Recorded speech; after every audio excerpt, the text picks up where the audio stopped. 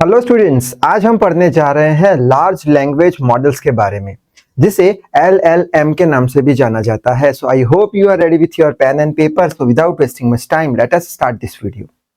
अब LLM को समझने के लिए हम एक एग्जांपल ले लेते हैं। जैसे कि हमारा कोई एक सुपर स्मार्ट दोस्त है, जिसे सारे सब्जेक्ट का नॉलेज है, जिसने सारी किताबें पढ़ के रखी है, जो हमें हमेशा होमवर्क के लिए हेल्प करता है, वो किसी भी आर्ग्यूमेंट में जीत जाता है, वो हमें जोक्स भी सुना के दे सकता है। बस ऐसा ही कुछ हमारा LLM है। LLM जो है वो एक आर्टिफिशियल इंटेलिजेंट है, और ये जो आर्टिफिशियल इंटेलिजेंट है वो मैसिव अमाउंट ऑफ डेटा पे उसको ट्रेन किया जाता है। यानी बहुत सारी बुक्स, आर्टिकल्स, वेबसाइट वगैरह उसमें फीड किए कराए जाते हैं, उसको उस पे से ट्रेन किया जाता है। ये जो LLM होते हैं वो जो इंसानों की जो टेक्स्ट की भाषा होती है, जो इंसान जो शब्द लिखते हैं, वो शब्द को वो बना भी सकता है और वो शब्द को वो समझ भी सकता है।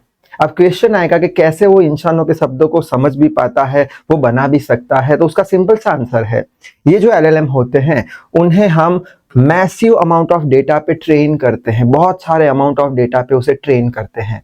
तो उसके पास्ट एक्सपीरियंस से वो सारी चीजें सीख पाता है, जिससे करके वो इंसानों की भाषा समझ सकता है, उसको रिस्पॉन्स भी कर सकता है। अब ये जो LLM होते हैं वो जनरेटिव AI मॉडल होते हैं, एक तरीके के जनरेटिव AI मॉडल ही होते हैं। और ये हमेशा फोकस किस पे करते हैं? कंटेंट क्रिएशन पे फोकस करते हैं, इंसानों के जैसे। यानी कि सपोज करते हैं कि अगर मुझे कोई कंटेंट बनाना है, जैसे कि ये LLM का कंटेंट बनाना है, तो मैं कैसे बनाऊंगा? उस तरीके से ही ये जो LLM है वो भी कंटेंट को बना सकते हैं। अब ये जो पूरा शब्द है लार्ज लैंग्वेज मॉडल, इसको हम पार्ट में तोड़ देते हैं और उसे अच्छे से समझने की कोशिश करते हैं। क्या है LLM? तो सबसे पहले लार्ज क्या रिप्रेजेंट करता है कि जो भी हमारा मॉडल है उसे हम मैसिव यानी लार्ज अमाउंट ऑफ डेटा पे ट्रेन करते हैं। कैसे? बुक्स, आर्टिकल, वेबसाइट्स वगैरह सोर्सेस का यूज करके। दूसरा वर्ड आता है लैंग्वेज यानी क्या? वर्ड हो गया, सेंटेंस हो गया, हम कैसे बातचीत करते हैं उसके रिलेटेड होता है लैंग्वेज। और अंत में मॉडल यानी क्या? मॉडल के अंदर बहुत सारे इंस्ट्रक्शन होते हैं, अल्गोरिथम्स होते हैं। ये सारे इंस्ट्रक्शन और अल्गोरिथम क्या करते हैं? हमारा जो मॉडल है उसको, जो लैंग्वेज है उसको समझने में और लैंग्वेज बनाने में वो हेल्प करते हैं, जिससे करके वो मॉडल हमारी लैंग्वेज को समझ के हमें रिस्पॉन्स दे दे। ठीक है। अब ये सारी बातें जानने के बाद अब डेफिनेशन जो है LLM का वो बहुत ही आसान हो गया है हमारे लिए। अब डेफिनेशन देख लेते हैं। LLM यानी क्या? वो एक लैंग्वेज मॉडल है जो किससे बनाए गए होते हैं? न्यूरल नेटवर्क से बनाए गए होते हैं। हमने आर्टिफिशियल न्यूरल नेटवर्क के बारे में पढ़ा था, तो ये LLM भी न्यूरल नेटवर्क से बनाए गए होते हैं। और ये न्यूरल नेटवर्क के अंदर मिलियंस ऑफ पैरामीटर्स होते हैं, बहुत सारे, लाखों करोड़ों की संख्या में पैरामीटर्स होते हैं। और वो सारे पैरामीटर्स को ट्रेन किया जाता है। वो ट्रेन कैसे होते हैं? सेल्फ सुपरवाइज लर्निंग से। सेल्फ सुपरवाइज लर्निंग यानी खुद से ट्रेन होते हैं, यानी कि ये अनसुपरवाइज लर्निंग का यूज करते हैं। अनसुपरवाइज लर्निंग में हम क्या करते थे? डेटा जो होते थे हमारे कैसे होते थे? अनलेबल्ड डेटा होते थे। ऐसे large amount of unlabelled data से वो ट्रेन होते हैं। सो आई होप LLM के बारे में थोड़ा बहुत तो आइडिया आ चुका होगा, आपने शायद से स्क्रीनशॉट भी ले लिया होगा। अब समझ लेते हैं कि LLM जो है वो काम कैसे करता है। ठीक है, तो ये जो LLM है वो दो स्टेज में काम करता है, दो फेज में काम करता है। पहला फेज होता है इसका ट्रेनिंग फेज और दूसरा होता है इंटरफेस फेज। ठीक है। अब क्वेश्चन आएगा कि LLM काम करता है, इसका मतलब क्या? ठीक है, क्या काम करता है वो? तो एक एग्जांपल लेके समझ लेते हैं। जैसे कि जीमेल में जब हम टाइप करते हैं कुछ वर्ड, तो वो पहले से ही नेक्स्ट वर्ड का प्रिडिक्शन कर लेता है सेंटेंस के अंदर। एज फॉर एग्जांपल हमने अगर लिखा स्काई इज, तो यहाँ पे वो प्रिडिक्ट कर लेगा क्या? ब्लू। ठीक है। अब क्वेश्चन आएगा कि ये कैसे उसने प्रिडिक्ट किया? तो उसका सिंपल सा रीजन है, जब उसको हम ट्रेनिंग दे रहे होते हैं तब वो ट्रेनिंग के दौरान उसने बहुत सारे ऐसे फ्रेजेस पढ़े होते हैं, यानी उसने देखे होते हैं फ्रेजेस यानी क्या? वाक्य रचना ऐसी उसने बहुत सारी देखी होती है। तो वो फ्रेजेस के हिसाब से वो वर्ड को प्रिडिक्ट कर पाता है। तो वर्ड को कैसे प्रिडिक्ट कर पाता है LLM? तो उसके अभी हमने देखा 2 फेज होते हैं। पहला फेज होता है ट्रेनिंग फेज जिसमें 4 स्टेप होते हैं, और दूसरा फेज होता है इंटरफेरेंस फेज जिसमें भी 4 फेज होते हैं, स्टेप्स होते हैं। तो पहला हमारा ट्रेनिंग फेज में 4 स्टेप देख लेते हैं। पहले स्टेप में होता है डेटा कलेक्शन। डेटा कलेक्शन में वो क्या करता है एलएलएम, बहुत सारे अलग अलग जो सोर्सेज होते हैं उसमें से डेटा कलेक्ट करेगा, ठीक है। बाद में आता है प्री प्रोसेसिंग। प्री प्रोसेसिंग में वो क्या करेगा, जो भी सेंटेंस है उसका टोकनिंग कर देगा। टोकनिंग यानी कि सेंटेंस के अंदर जितने भी वर्ड है उसको प्रॉपर सीक्वेंस में अरेंज कर देगा, उसको समझने की कोशिश करेगा। बाद में वर्ड को वो किस में कन्वर्ट कर देगा, नंबर में कन्वर्ट कर देगा। क्यों नंबर में कन्वर्ट करेगा, क्योंकि कंप्यूटर्स जो होते हैं वो वर्ड को समझ नहीं पाते, वो तो नंबर को समझ पाते हैं। तो ये वर्ड को नंबर में कन्वर्ट कर देगा। टोकनिंग करना यानी क्या, वर्ड को सीक्वेंस में लगाया, उसको नंबर में कन्वर्ट कर दिया और ये हमारा एलएलएम है उसको दे दिया। बाद में आता है मॉडल आर्किटेक्चर। मॉडल आर्किटेक्चर यानी क्या, वो दिखने में कैसा होता है, ठीक है, उसके न्यूरल नेटवर्क्स के बारे में हम बोल सकते हैं। डिजाइनिंग जो होता है न्यूरल नेटवर्क का उसके बारे में ये चीज होती है। और ये जो डिजाइनिंग होता है न्यूरल नेटवर्क का, एलएलएम का, उसे बोलते हैं ट्रांसफॉर्मर। अब ट्रांसफॉर्मर में हम अलग से वीडियो बना लेंगे, यहाँ पे सिर्फ याद रख लेना कि जो भी स्ट्रक्चर होता है न्यूरल नेटवर्क का उसे ट्रांसफॉर्मर बोलते हैं, जिसे आर्किटेक्चर बोलते हैं मॉडल का, ठीक है। नेक्स्ट में वो ट्रेनिंग लेता है। ट्रेनिंग यानी क्या, अब वो जो सेंटेंस है उसमें, वो सेंटेंस में नेक्स्ट जो वर्ड आने वाला है उसको प्रिडिक्ट करना सीखता है, उसकी ट्रेनिंग वो लेता है, ठीक है। अच्छा, तो दूसरे फेज की बात कर लेते हैं जो कि है इंटरफेरेंस फेज। इंटरफेरेंस फेज में 4 स्टेप होते हैं। फर्स्ट स्टेप होता है इनपुट प्रोसेसिंग। इनपुट प्रोसेसिंग में क्या करेगा, वो टोकनाइजिंग, जो हमने जो वर्ड दिए थे उसको, ठीक है, जो सीक्वेंस में उसने लगाए थे वो वर्ड को वो किसको देगा, मॉडल को देगा। सीक्वेंस में लगाए हुए वर्ड को मॉडल को दे देगा, एलएलएम को दे देगा।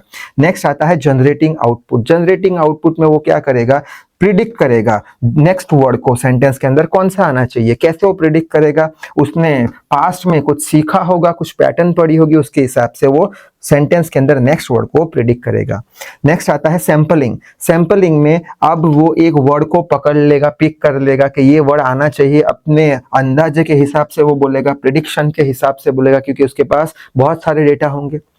नेक्स्ट आता है पोस्ट प्रोसेसिंग। पोस्ट प्रोसेसिंग में अब क्या होगा, फाइनली जितनी भी चीज उसने कलेक्ट करी है खुद में, वो चीज को हम अच्छे से रीड कर पाए, टेक्स्ट के फॉर्म में रीड कर पाए, उस तरीके से उसको कन्वर्ट करेगा और हमें रिस्पॉन्स दे देगा, हमें बता देगा, ठीक है। सो आई होप ये दोनों फेज समझ में आ गए होंगे, स्क्रीनशॉट भी आपने ले लिया होगा। अब हम समझ लेते हैं कि एलएलएम के अंदर कौन कौन से की कंपोनेंट्स होते हैं। तो फर्स्ट कंपोनेंट होता है अटेंशन मैकेनिज्म। ये अटेंशन मैकेनिज्म क्या करता है कि जो भी हमने चीज डाली होती है अंदर, उस पे जो रिलेवेंट पार्ट है उस पे ही फोकस करता है, रिलेवेंट पार्ट पे ही वो फोकस करता है, ठीक है। अब रिलेवेंट पार्ट पे वो फोकस करेगा तो क्या होगा, उसका जो अंडरस्टैंडिंग होगा, समझने की शक्ति होगी, वो इंप्रूव हो जाएगी, बढ़ जाएगी, इसलिए रिलेवेंट पार्ट पे ही फोकस करेगा, उसे बोलते हैं अटेंशन मैकेनिज्म, उस पे ही अटेंशन ज्यादा देगा। नेक्स्ट है एम्बेडिंग। एम्बेडिंग यानी क्या, जो भी वर्ड थे हमारे सेंटेंस में वो वर्ड को एम्बेडिंग यानी वो नंबर में रिप्रेजेंट करेगा और बाद में वो नंबर को कंबाइन करेगा, उसका मतलब समझेगा और वो जो 2 वर्ड थे, कोई भी 2 वर्ड के बीच का वो रिलेशनशिप समझने की कोशिश करेगा। थर्ड इसका आता है ट्रांसफॉर्मर्स। ट्रांसफॉर्मर क्या है, अभी हमने देखा आर्किटेक्चर होता है मॉडल का, डिजाइन होता है मॉडल का, न्यूरल नेटवर्क का वो डिजाइन होता है। और ये जो आर्किटेक्चर होते हैं यानी कि न्यूरल नेटवर्क होते हैं, उसके अंदर एनकोडर होता है और डिकोडर भी होते हैं, जिससे करके वो हमें अच्छे से रिस्पॉन्स दे पाए, जो एलएलएम का मॉडल है हमें अच्छे से रिस्पॉन्स दे पाए, ठीक है। अब एग्जाम्पल ले लेते हैं यहाँ पे। एग्जाम्पल जैसे कि हम चैट जीपीटी को कुछ पूछ रहे हैं, जैसे कि हम बोलेंगे what is the capital of India, तो फटाक से आंसर दे देगा अंदर दिल्ली, ठीक है, क्योंकि उसे मैसिव डेटा पे उसे ट्रेन किया गया है। बाद में अगर हम चैट जीपीटी को बोले कि write a story of a king, तो वो स्टोरी लिखना शुरू कर देगा, once upon a time there was a king who lived in, ऐसे करके, ठीक है। और बाद में अगर हम कोई उसको हमारा एजुकेशन का क्वेश्चन पूछे, जैसे कि explain Newton's third law of motion, तो वो बता देगा every action has equal and opposite reaction. तो आपने शायद से स्क्रीनशॉट ले लिया होगा। आगे बढ़ लेते हैं। नेक्स्ट हम देख लेते हैं एलएलएम के कितने टाइप्स होते हैं। तो पहला टाइप होता है एलएलएम का बेस मॉडल। अब ये जो बेस मॉडल होते हैं वो वाइड रेंज ऑफ डेटा पे इसे ट्रेन किया जाता है, ठीक है। और ये जो मॉडल होते हैं वो लैंग्वेज को आसानी से समझ पाते हैं और इसे जनरल लैंग्वेज में कन्वर्ट भी कर सकते हैं, कोई भी लैंग्वेज में कन्वर्ट भी कर सकते हैं। नेक्स्ट है instruction based model. Instruction based model में क्या होता है कि जो भी हम स्पेसिफिक इंस्ट्रक्शन देते हैं उस पे ही वो काम करता है, ठीक है। और ये जो इसका जो परफॉर्मेंस होता है वो बेस मॉडल से अच्छा होता है, ठीक है। ये लिखा होगा well compare to base model, उससे भी अच्छा होता है, ठीक है। और वो जो है वो यूजर के द्वारा जो भी हम उसे देते हैं गाइडलाइन, ठीक है, वो गाइडलाइन को अच्छे से वो टास्क या फिर गाइडलाइन अच्छे से एग्जीक्यूट कर सकता है वो टास्क को, ठीक है। जैसे कि एग्जांपल में हो गया इंस्ट्रक्ट जीपीटी, इसमें एग्जांपल हमारा चैट जीपीटी और इसमें इंस्ट्रक्ट जीपीटी। और आखिर में आते हैं ये दो पेड एलएलएम्स, ठीक है, जो कि पैसा भर के हमें लेना पड़ता है, GPT-4 और माइक्रोसॉफ्ट और जरा ओपन एआई सर्विसेज। और लास्ट में है ओपन सोर्सेज। ओपन सोर्सेज यानी विदाउट मनी हम यूज कर सकते हैं, जैसे कि हो गया GPT नियो और बर्ट। तो शायद से आपने स्क्रीनशॉट ले लिया होगा। अब हम देख लेते हैं इसके एप्लीकेशंस, कहाँ पे LLM का यूज किया जाता है। तो पहला यूज तो इसका एजुकेशन में होता है, जो भी हमारे डिफिकल्ट क्वेश्चंस होते हैं उसको इजी वे में वो आंसर दे देता है। दूसरा इसका यूज होता है कंटेंट क्रिएशन में। कंटेंट क्रिएशन यानी सपोज हमें कोई नाटक लिखना है, ठीक है, नाटक का टॉपिक ये है तो उसका कंटेंट वो बना के दे देगा, यानी वो LLM राइटर बन जाएगा हमारे लिए। LLM जो है कोडिंग में भी यूज आता है, हमारे जो कोई स्पेसिफिक रिक्वायरमेंट के हिसाब से हमें कोड बनवाना है तो वो भी LLM हमें बना के दे देता है। नेक्स्ट आता है LLM का यूज कस्टमर सपोर्ट में किया जाता है। बहुत सारी कंपनीज है जो कस्टमर को तो जल्दी से रिस्पॉन्स करने के लिए LLM का यूज करती है, जिसे बोलते हैं कस्टमर रिस्पॉन्स या कस्टमर सपोर्ट। नेक्स्ट है टेक्स्ट ट्रांसलेशन में LLM का यूज किया जाता है, इमेज जनरेशन में LLM का यूज किया जाता है। और अंत में देख लेते हैं एडवांटेज LLM के। एडवांटेज क्या है कि LLM की एफिशिएंसी हाई है, उसके एप्लीकेशंस बहुत सारे हैं, वो कॉस्ट को रिड्यूस कर देता है, कंटिन्यूस इंप्रूवमेंट बता देता है, डेटा एनालिसिस में उसका काम आता है और कस्टमर को जल्दी से जल्दी वो रिस्पॉन्स दे देता है। तो आई होप LLM का सारा कंसेप्ट क्लियर हो चुका होगा। तो इस वीडियो में बस इतना ही। Till then read hard work hard. Thank you very much.